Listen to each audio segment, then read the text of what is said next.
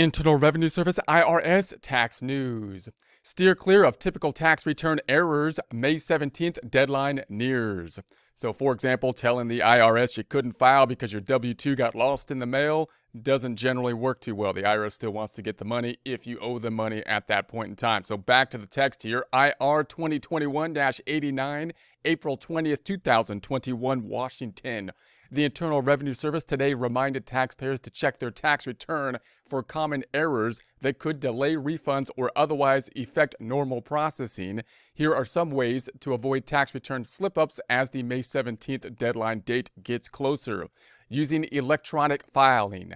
Filing electronically, whether through the IRS Free File, there's a link to that here, or other EFile service providers, is a great way to cut the chances for many tax return mistakes and maximize deductions to reduce tax owed at the same time. So there's a link to the Free File options here. The Free File options are basically this link will take you somewhere on the IRS website, which will give you some options for third-party software, brand name types of software that you could pick and possibly get a free filing for it if your income level is below a certain threshold.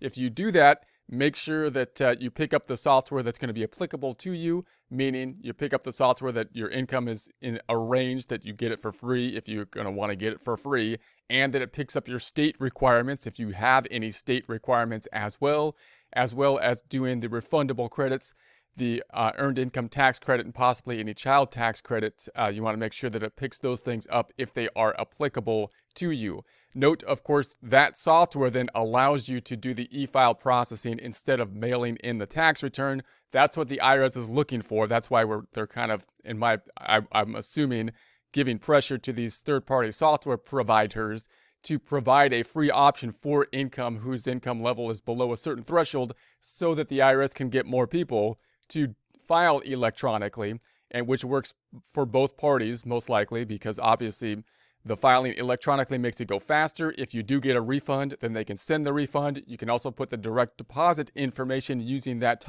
software so they can send it out electronically as opposed to sending out a paper check, which again works good for both sides of the equation typically.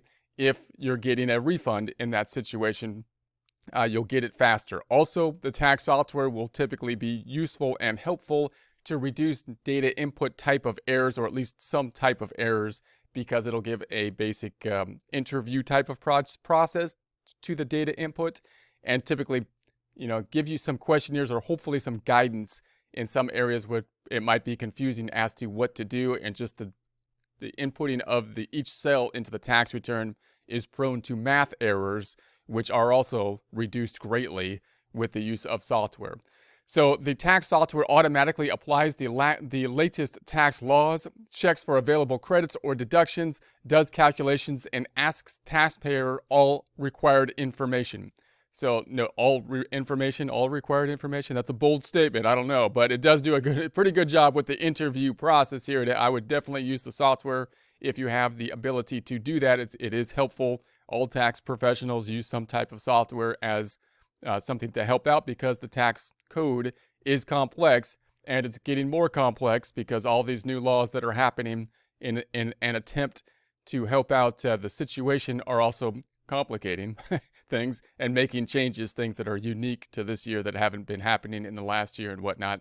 So you need the software to keep up with the laws. The software will typically be in alignment and pick up the laws as they change, hopefully, and then help you out to do the data input to line up with those, hopefully. So report all taxable income. Be sure to have income documents on hand before starting the tax return. So when you start the tax return, you want to have like your W-2 with you and other documents like the 1099s and whatnot. So for example, Form W-2, 1099 miscellaneous, or 1099 NEC, which you might be seeing more of this year because that's the non-employee compensation, which you might have had in prior years on a 1099 miscellaneous, so just be aware of that. So underreporting income may lead to penalties and interest. So if you underreport income, you're going to be paying less taxes, and the IRS will then, if you do it intentionally, they'll hit you with penalties, more penalties. And if it's not intentional, you still may have penalties because it'll be a late payment penalty, and then they'll start tacking on interest on top of that. So get names and social security numbers right. Enter each social security number, SSN, and individual's name on a tax return exactly as printed on the social security card. If you remember, the IRS obviously thinks of us mainly as numbers. We're just numbers to the IRS. We're just numbers. And that number is the social security number. So if you get the social security number wrong, you may not even be able to electronically file, which might actually be a good thing, because it's kicking it back. The software might kick it back and say, hey, we don't recognize this social security number, and match it to the name, and therefore, get it right on the social security number. But if you don't get it right, then the IRS doesn't know that you are the one that filed, or, that you had the dependent on there or something like that, and that causes problems. So make sure to pick that up. If you don't, again, you might not even be able to file if you don't get it right, but you want to make sure you're double checking it and don't even attempt to file with a wrong social security number. So the person's general must list on their individual income tax return the SSN social security number of any person they claim as a dependent. If a dependent or spouse does not have and is not eligible to get a social security number, an SSN, list the individual tax identification number, the ITIN, instead of a social security number. There's a link to the ITIN here. Learn about filing status. If taxpayers are unsure about their filing status, the interactive tax assistance on irs.gov, there's a link to that here, can help them choose the correct status, especially if more than one filing status applies.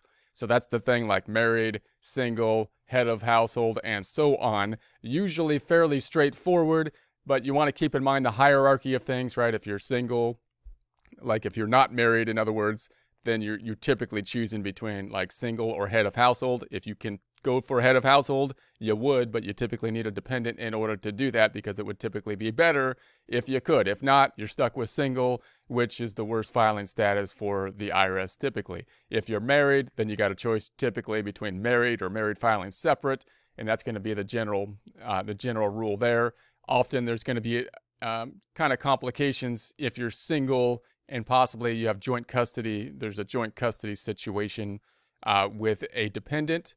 Then if if one person claimed them, they might be head of household, and the other, that kind of situation is where it gets some confusion.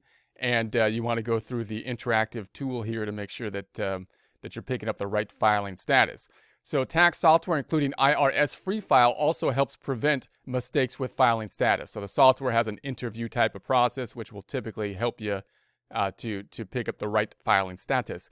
Correctly answer the virtual currency question. The 2020 Form 1040 asks whether at any time during 2020 a person received, sold, sent, exchanged, or otherwise acquired any financial interest in any virtual currency. So the IRS is kind of worried about this virtual currency thing here, because apparently people are, they think that they might not be reporting income or something related to the virtual currency. So the IRS wants to know if you've been dealing with this kind of currency so that they can keep an eye on it. So if a taxpayer's only transactions involving virtual currency during 2020 were purchases of virtual currency, they are not required to answer yes to the question. So mail paper return to the right address. Paper filers should check the right address where to file on irs.gov. So after the IRS basically said, please don't send us a paper return, do it EFile, do the EFile, you still can send a paper return. And if you owe them money, then you might not care the fact that it takes forever to file and they don't have people to process it or whatnot, because, but if you're looking for the refund, you probably want to e-file and get the refund faster. But it's still probably good to e-file if you want to make sure that the IRS gets the payment, because then you can kind of verify that they get it. So it still is a peace of mind thing, even if you owe money to e-file it. But you still can paper file it. And if you do, make sure you send it to the right place. So paper filers should check the right address where to file. There's a link to here on the irs.gov or on form instructions to avoid processing delays. Note that due to staffing issues related to COVID-19, processing paper returns could take much longer than usual. Taxpayers and tax professionals are encouraged to file electronically if possible. Use the right routing and account numbers. So if you want them to send you a refund, then you got to put the number in there for your routing and account number that's like the right number, or other, then they might send it to the wrong number, and then that would not be good. So requesting direct deposit of a federal return into 1, 2, or even 3 accounts is convenient and allows the taxpayers access to his or her money faster. Make sure the financial institution routing and account numbers entered on the return are accurate. So obviously important. You want the money going into the right account. So incorrect numbers can cause a refund to be delayed or deposited into the wrong account. Taxpayers can also use their refund to purchase U.S. savings bonds. So if you want to purchase the savings bonds, inflation could happen at any point. I don't know what to do about it. Maybe bonds, I don't know. But you can purchase saving bonds with it if you want. So sign and date the return. If filing a joint return, both spouses must sign and date the return. So you got to have both spouses signing and dating. E-filers can sign using self-selected personal identification number, the PIN. Keep a copy. When ready to file, taxpayers should make a copy of their signed return and all schedules for their records. So you want to make sure you have a copy. Remember, the IRS can come back basically for any reason for like 3 years. They can just randomly pick it and try to audit someone.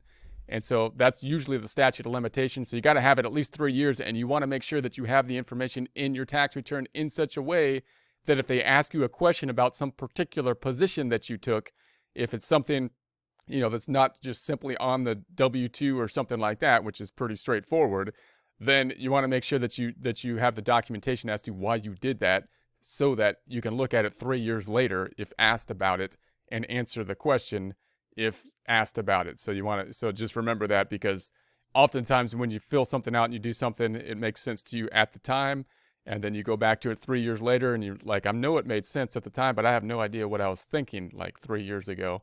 So just make sure you kind of document it so that you would know what you were doing if you read the thing about it. So request an extension if needed. Taxpayers who cannot meet the May 17th deadline can easily request an automatic filing extension to October 15 and prevent late filing penalties. There's a link to the penalties here if you want to look at all the penalties that could be compiled.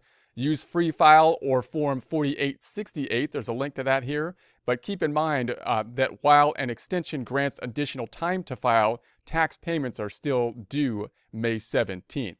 So when you file an extension, you can still file the extension. We have the added date or the pushed out date here for the filing. But when you file the extension, it's going to go to the normal extension date, I believe October 15th.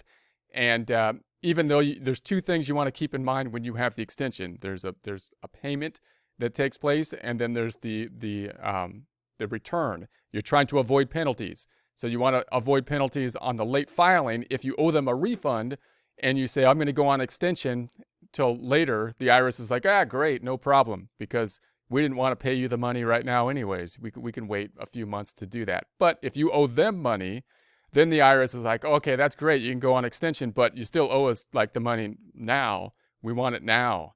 So you still have to pay them the money even though you go on extension. Extension in that case would prevent you from having a late filing type of penalty, but would not prevent you from having a late payment penalty and interest compiling on the payment. So make sure that if you owe money, that you're aware that filing the extension will not, remove the penalties typically for the amounts you owe, although it could lessen penalties related to the filing of the return. Those 2 things, once again, being separate.